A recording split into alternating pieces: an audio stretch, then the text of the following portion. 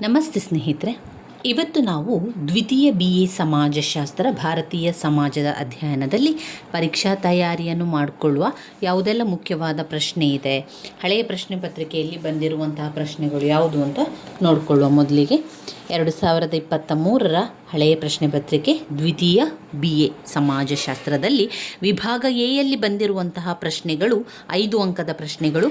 ಅವರು 6 ಪ್ರಶ್ನೆಯನ್ನು ಕೊಡ್ತಾರೆ. ನಾವು ಅದರಲ್ಲಿ 4 ಪ್ರಶ್ನೆಗೆ ಉತ್ತರವನ್ನು ಬರೀಬೇಕು. ಗೃಹಸ್ಥಾಶ್ರಮದ ಕುರಿತು ಟಿಪ್ಪಣಿ ಬರೆಯಿರಿ.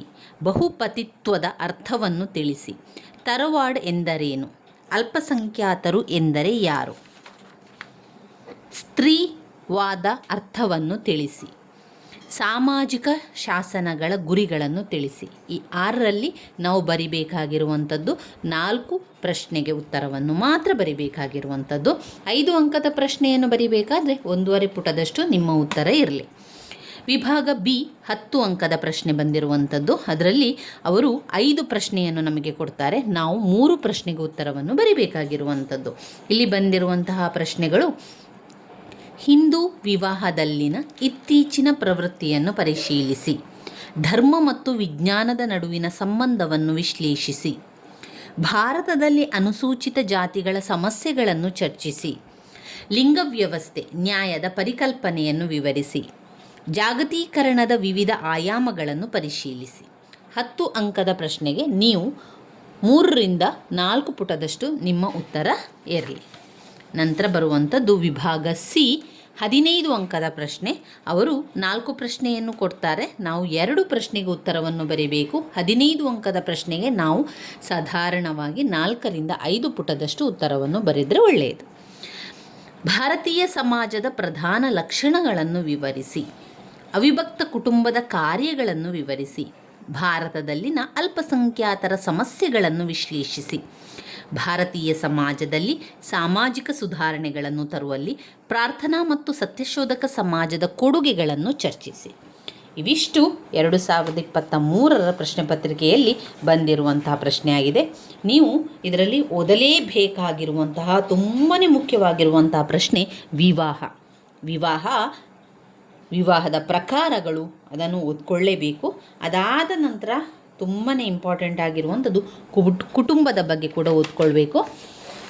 ಇಲ್ಲಿ ನಾವು ನೋಡಿದರೆ ಪ್ರತಿ ಪ್ರಶ್ನೆ ಪತ್ರಿಕೆಯಲ್ಲಿ ಇರುವಂತಹ ಒಂದು ಪ್ರಶ್ನೆ ಅನುಸೂಚಿತ ಜಾತಿ, ಅನುಸೂಚಿತ ಪಂಗಡಗಳ ಸಮಸ್ಯೆಗಳು ಅಥವಾ ಬುಡಕಟ್ಟುಗಳ ಸಮಸ್ಯೆ, ಅನುಸೂಚಿತ ಪಂಗಡಗಳ ಸಮಸ್ಯೆ, ಇದೆರಡು ವೆರಿ ಇಂಪಾರ್ಟೆಂಟ್ ಆಗಿರುವಂಥದ್ದು. ಅದನ್ನು ಸ್ಕಿಪ್ ಮಾಡಬೇಡಿ. ಅದು ಪ್ರಶ್ನೆ ಪತ್ರಿಕೆಯಲ್ಲಿ ಇದ್ದೇ ಇರುವಂಥ ಪ್ರಶ್ನೆ. ಕೆಲವೊಮ್ಮೆ ಅದನ್ನು 15 ಅಂಕಕ್ಕೆ, ಕೆಲವೊಮ್ಮೆ 10 ಅಂಕಕ್ಕೆ, ಕೆಲವೊಮ್ಮೆ 5 ಅಂಕಕ್ಕೂ ಕೂಡ ಕೊಡುವಂತಹ ಪ್ರಶ್ನೆ. ಅದರಿಂದ ಇದೆರಡರಲ್ಲಿ ಯಾವುದಾದ್ರೂ ಒಂದು ಪ್ರಶ್ನೆ 100ಕ್ಕೆ 100% ಇದ್ದೇ ಇರುವಂತಹ ಪ್ರಶ್ನೆ. ಅನುಸೂಚಿತ ಜಾತಿ, ಬುಡಕಟ್ಟು ಸಮಸ್ಯೆ, ಹಾಗೆ ಅನುಸೂಚಿತ ಪಂಗಡಗಳ ಸಮಸ್ಯೆ, ಇದೆರಡೂ ಕೂಡ ವೆರಿ ಇಂಪಾರ್ಟೆಂಟ್ ಆಗಿರುವಂಥದ್ದು. ಅದಾದ ನಂತರ ಭಾರತದಲ್ಲಿ ಮಹಿಳೆಯರ ಒಂದು ಚಳುವಳಿಯ ಘಟಕ ವಿವಾಹಕ್ಕೆ ಸಂಬಂಧಿಸಿದಂತೆ ಸ್ವತಂತ್ರ ಪೂರ್ವ, ಸ್ವತಂತ್ರ ನಂತರದಲ್ಲಿನ ಭಾರತೀಯದಲ್ಲಿನ ಶಾಸನಾತ್ಮಕ ಕ್ರಮಗಳ ಬಗ್ಗೆ ಓದ್ಕೊಳ್ಳಿ. ಭಾರತ ಕರ್ನಾಟಕದಲ್ಲಿ ಹಿಂದುಳಿದ ವರ್ಗಗಳ ಚಳುವಳಿ, ಅದು ಕೂಡ ಮುಖ್ಯವಾಗಿರುವಂಥ ಪ್ರಶ್ನೆ. ಆದರೆ ತುಂಬಾ ಇಂಪಾರ್ಟೆಂಟ್, 100ಕ್ಕೆ 100% 100% ಆಗಿ ನಾವು ಹೇಳುವುದಾದರೆ ಅನುಸೂಚಿತ ಜಾತಿ, ಅನುಸೂಚಿತ ಪಂಗಡ, ಬುಡಕಟ್ಟುಗಳ ಸಮಸ್ಯೆಗಳನ್ನು ಓದ್ಕೊಳ್ಳೇಬೇಕು. ಅಲ್ಪಸಂಖ್ಯಾತರ ಸಮಸ್ಯೆಗಳು, ಇಲ್ಲಿ ನೀವು ನೋಡಿರ್ಬೋದು 2023ರಲ್ಲಿ ಅವರು ಅಲ್ಪಸಂಖ್ಯಾತರು ಎಂದರೆ ಯಾರು ಎಂಬ ಪ್ರಶ್ನೆಯನ್ನು ಕೇಳಿದ್ದಾರೆ. 5 ಅಂಕದಲ್ಲಿ ಆ ಪ್ರಶ್ನೆಯನ್ನು ಕೇಳಿದ್ದಾರೆ. ಇನ್ನು 10 ಅಂಕಕ್ಕೆ ಬಂದಾಗ ಅನುಸೂಚಿತ ಜಾತಿಗಳ ಸಮಸ್ಯೆಗಳನ್ನು ಕೇಳಿದ್ದಾರೆ, ಹೌದಾ?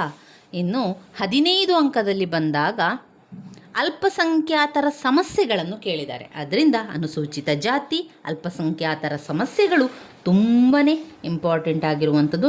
ಅನುಸೂಚಿತ ಜಾತಿ, ಅನುಸೂಚಿತ ಪಂಗಡ, ಅಲ್ಪಸಂಖ್ಯಾತರ ಸಮಸ್ಯೆಗಳು, ಇದು ಇಷ್ಟು ವೆರಿ ಇಂಪಾರ್ಟೆಂಟ್ ಆಗಿರುವಂಥದ್ದು. ಯಾರೆಲ್ಲ ಓದಲಿಕ್ಕೆ ಆರಂಭ ಮಾಡಲಿಲ್ವೋ ಮೊದಲಿಗೆ ಆ ಪ್ರಶ್ನೆಗೆ ಉತ್ತರವನ್ನು ಕಲಿತುಕೊಳ್ಳಿ. ಮೊದಲಿಗೆ ಅದನ್ನು ಕಲಿತ ನಂತರ ಮುಂದಿನ ಒಂದು ಪ್ರಶ್ನೆಗೆಲ್ಲ ಹೋಗಬೇಕು.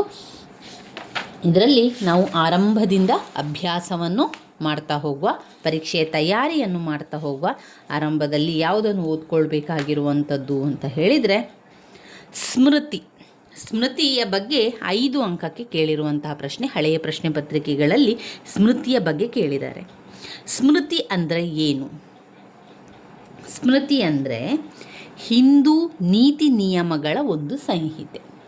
ಹಿಂದೂಗಳ ನೀತಿ ನಿಯಮ ಅಂತ ಇದೆ, ನೀತಿ ನಿಯಮಗಳ ಒಂದು ಸಂಹಿತೆಯೇ ಸ್ಮೃತಿ.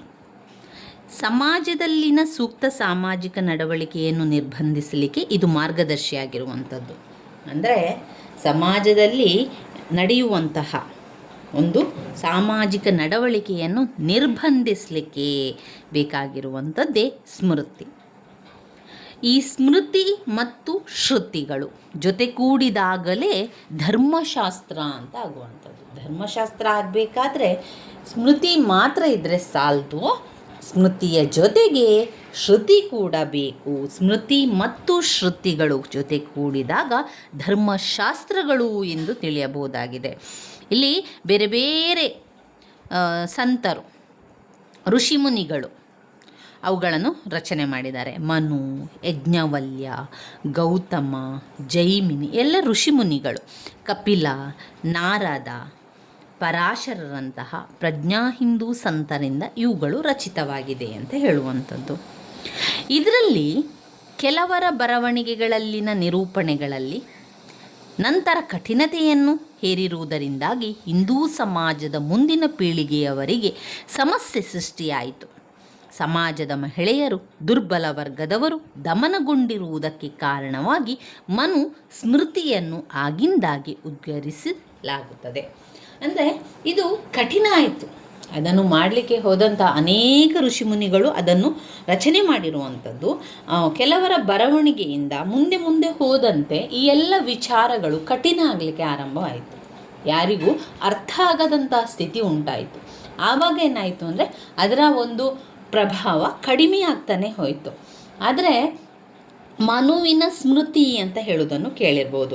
ಈ ಒಂದು ಎಲ್ಲ ಸಮಸ್ಯೆಗಳನ್ನು ಕಡಿಮೆ ಮಾಡಲಿಕ್ಕೆ, ಮಹಿಳೆಯರ, ದುರ್ಬಲ ವರ್ಗದವರು ದಮನಗೊಂಡಿರುವುದಕ್ಕೆ ಕಾರಣವಾಗಿ ಮನು ಸ್ಮೃತಿಯನ್ನು ಆಗಿಂದಾಗೆ ಹೇಳ್ತಾ ಇದ್ದ. ಆವಾಗವಾಗ ಅದನ್ನು ಉಚ್ಚರಿಸ್ತಾ ಇದ್ದ, ಹೇಳ್ತಾ ಇದ್ದ, ಎಲ್ಲ ಸಮಸ್ಯೆಗೆ ಒಂದು ಪರಿಹಾರ ಬೇಕು ಅಂತ ಒಂದು ಕಾರಣದಿಂದಾಗಿ. ಆ ಬಗ್ಗೆ ಸ್ಮೃತಿಯ ಬಗ್ಗೆ ನಿಮಗೆ ಸ್ವಲ್ಪ ಗೊತ್ತಿದ್ದರೆ ಒಳ್ಳೆಯದು. ಸ್ಮೃತಿ ಯಾಕಂದರೆ ನಮಗೆ ಈ 5 ಅಂಕದ ಪ್ರಶ್ನೆ ಇರ್ಬೋದು, 10 ಅಂಕದ್ದು, 15 ಅಂಕದ್ದು ಎಲ್ಲದಲ್ಲಿ ಕೂಡ ಆಪ್ಷನ್ಸ್ ಇದೆ.